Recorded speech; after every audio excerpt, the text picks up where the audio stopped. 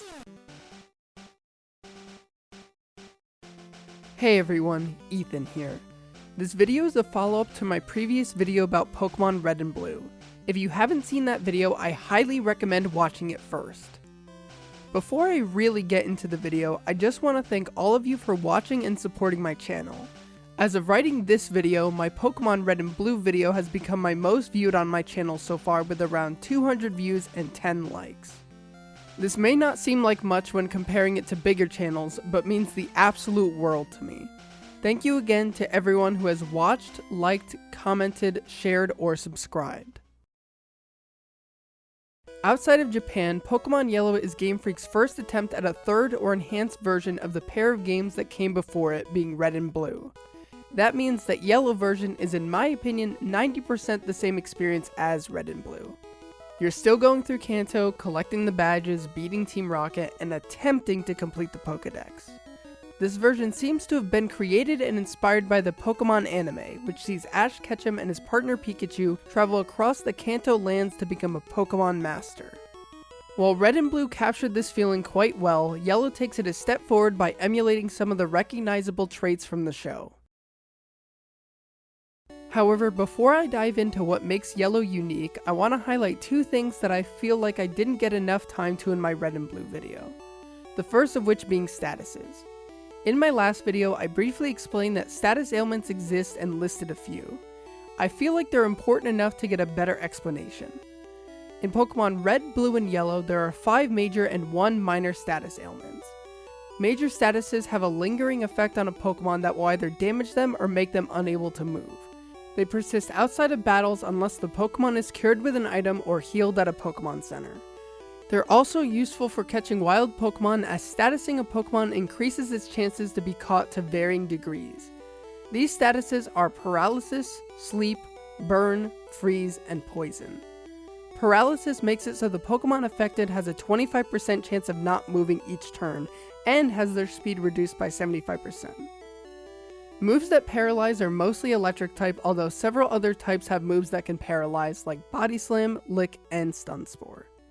Sleep is kind of the more extreme version of paralysis, making the Pokemon unable to move at all and will last 1 to 7 turns determined by RNG. Additionally, the Pokemon cannot attack the turn it wakes up, making Sleep incredibly powerful. Sleep-inducing moves are either normal, grass, or psychic, and usually have low accuracy. There is also a move called Rest that will make your own Pokemon sleep but completely heal them. Burn is a damaging status effect that will take away 1/16 of the Pokemon's HP per turn and halves its special attack by 50%. Burn inflicting moves are only secondary effects of damaging moves and are all fire type except for Tri-Attack. Freeze is the most powerful status, making the Pokemon unable to move, much like Sleep. However, in contrast to Sleep, a Pokemon can only be thawed out from being hit by a fire move. So basically, if you're frozen, you're done for. Freeze, much like Burn, can only be afflicted by the secondary effects of moves, specifically only some ice moves. Even then, the chances of a Pokemon getting frozen from a move is only 10%. Lastly, there's Poison, which is similar to Burn in that it'll take 1/16 of a Pokemon's HP each turn, but doesn't have any effect on its stats. There's also a subset of Poison called Badly Poison, which starts at 1/16 damage per turn, but will increase by 1/16 each turn. Poison can only be inflicted by poison moves with the exception of Twin Needle. Minor status conditions only last until the Pokemon is switched out or if the battle ends. Confusion is the only minor status condition in these games and makes the Pokemon have a 50-50 chance of hitting itself rather than the opponent. Confusion can be inflicted by several moves of varying types. The other topic I want to explain a bit more is multiplayer. RBY has 2 different modes of 2-player multiplayer. The first is battling, which is pretty simple. You and a friend battle with your current party of 6, no items allowed, and the battle system is always on set. Pokemon do not gain XP when playing multiplayer. The other mode is trading, which I feel I made my feelings on the last video pretty clear. I love that the feature exists, but it just feels a bit tainted for me knowing that some Pokemon are locked behind it. Trading can only be done by each player offering up one Pokemon in their party. Multiplayer can be played if both Game Boys are linked using the aptly named Game Boy Link cable. If you're playing on the Virtual Console version, you could trade with someone wirelessly if you're in the same room. Now with that out of the way, it's time to dive into the new additions to Yellow version. This is the first and only mainline Pokemon with a subtitle, that being Special Pikachu Edition, which is very much the star of the show this time around. In an attempt to make the game seem closer to the anime, you're given an unevolvable Pikachu as your starter. This Pikachu also hates being in its Pokeball, so it follows behind you instead. You can talk to your Pikachu and see how it's feeling. Your Pikachu will actually like you the more you battle and walk with it. This friendship system is actually the start of what would become a much more fleshed out system in games to come. There's also a new minigame called Pikachu's Beach that sees you playing as your Pikachu, surfing on a surfboard, riding the ocean waves, and earning points by doing rad tricks. Unfortunately, on the original hardware, it could only be played using a Pikachu that knows the move Surf, which it could only learn through a special Pikachu you receive in the Nintendo 64 game Pokemon Stadium. Thankfully, saving the day again, the Virtual Console version rectifies this by making it so that your starter Pikachu can participate. It also wouldn't be a Pokemon anime game without the inclusion of Team Rocket's own Jessie, James, and Meowth. Throughout the game, you'll encounter the Rocket Trio and battle them 4 times, once in each location where you'll find the rest of the team throughout the game. Sadly though, after the 4th battle, they just kinda disappear without a satisfying conclusion. In my opinion, most of the changes that were made in Yellow from Red and Blue are more impactful and interesting than the additions. Firstly, since Pikachu is the only starter, that means that normally Bulbasaur, Charmander, and Squirtle would be unobtainable. However, they actually made it so that you could obtain one of each to use on your adventure. They're all also received pretty early into the game, which fixes one of my gripes in Red and Blue with completing the Pokédex. Since your rival can't pick the starter that's strong against yours, he instead picks an Eevee. The Eevee will actually evolve based on how you did in the first 2 rival battles. If you won both the battle in Oak's Lab and on Route 22, it'll evolve into Jolteon. If you won the lab battle but either skipped or lost on Route 22, then he'll have Flareon. And finally, if you lost in Oak's Lab, he'll have a Vaporeon. Eevee isn't the only Pokemon that's different on his team, as this time around his roster's almost completely different. I think I prefer his team from Red and Blue, but I'm not too bothered by it. Speaking of team changes, every gym leader besides Brock and Misty have mostly different teams. I'm not going to go through them, but I only really like one of them, as the rest just feel unnecessary or even like a downgrade. I do want to highlight, or should I say lowlight, Koga's team, because what were they thinking giving him 3 Venonats and a Venomoth? I'm assuming they took away his coughing and wheezing for James, but that still very much leaves Muck and Grimer. Giovanni's team is also slightly different, with him having a Persian instead of a Kangaskhan in his rocket battles, or Rhyhorn in his gym battle.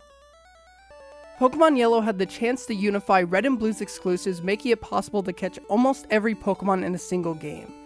However, instead, to make things seem more like the anime, the game locks you out of encountering specific Pokemon. The Beedrill evolution line is off limits, I guess because Ash caught a Caterpie instead? Plus, Arbok's, Weezing's, and Persian's evolutions are all unavailable due to their connection to Team Rocket.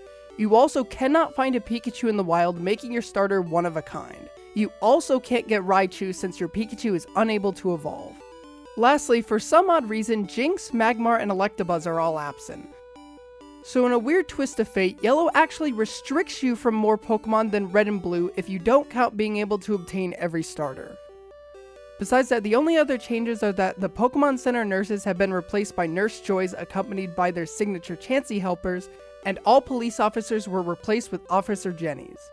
Exactly one area changed, which is Cerulean Cave, changing its entire layout, which is actually the second time it's changed, since Japanese Red, Green, and Blue had a different layout from North American Red and Blue.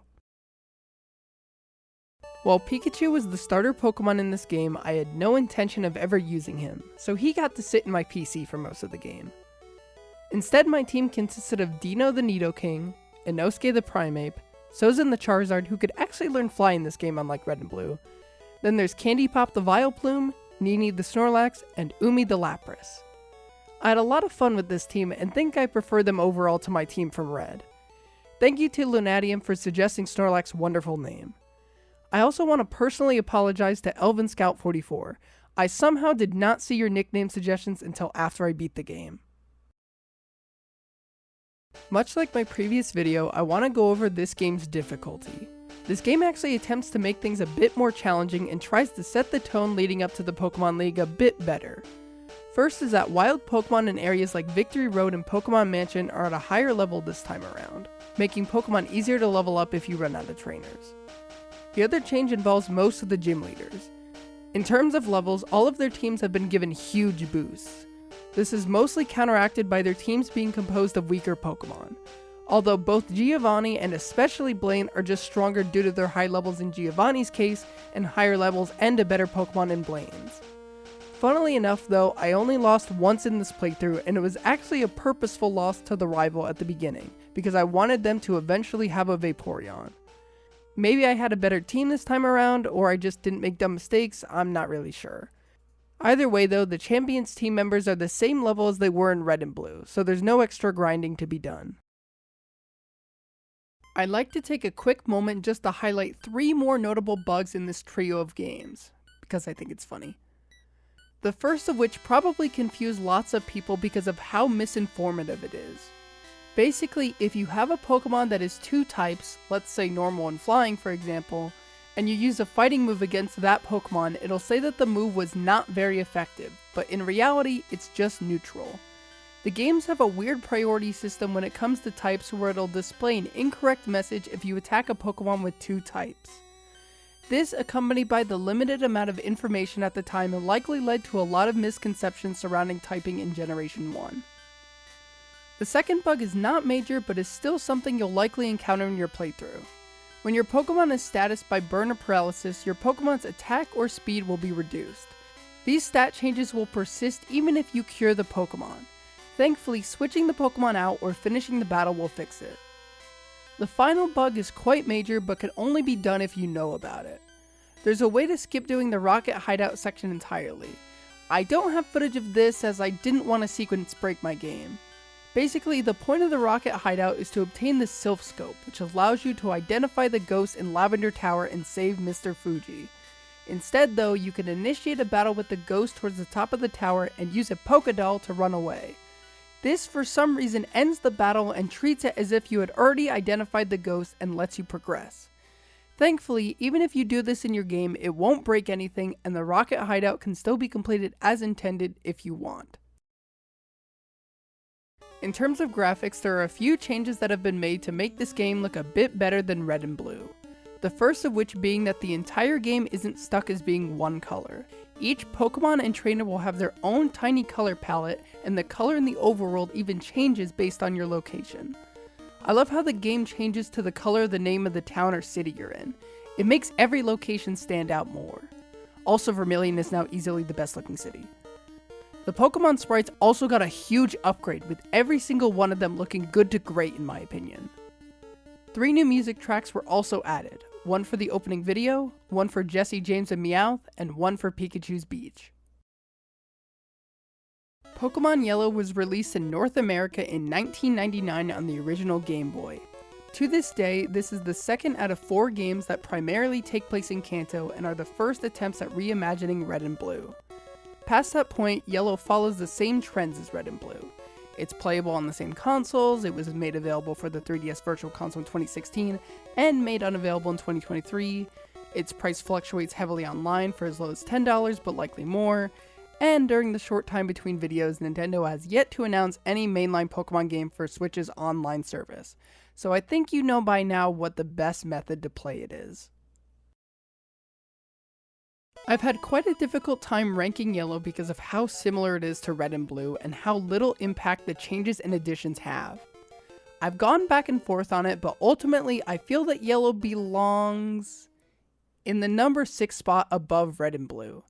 This shouldn't come as a surprise to most, as Yellow does feel slightly more polished.